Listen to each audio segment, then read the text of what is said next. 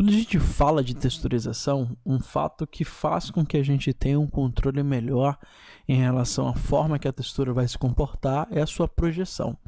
Projeção basicamente é a maneira que o corpo, vai receber essa textura e como essa textura vai influenciar no objeto em si criado, Isso ajuda principalmente para que você mantenha proporcionalmente a forma que você criou em textura, respeitando, o que foi modelado. Você consegue envolver o objeto de maneira um pouco mais inteligente, vamos dizer assim.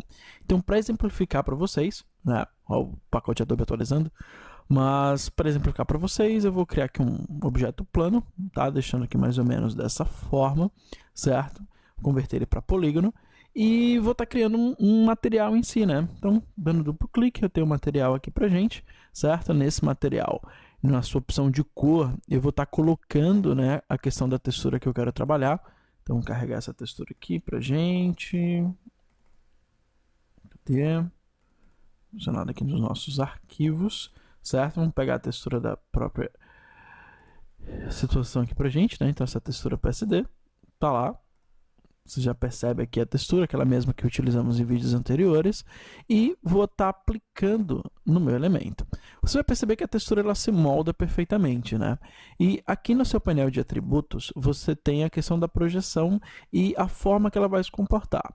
Basicamente, o padrão, que é esse UVW Mapping, ele consegue intuitivamente perceber a forma do elemento e fazer com que ele tente se estruturar em relação à textura.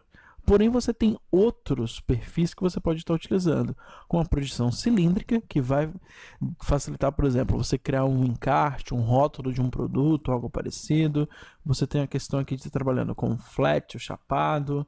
Olha lá, você vê que ele vai mudando a maneira que ele vai projetando, a cúbica, criando aqui essa projeção frontal e assim por diante.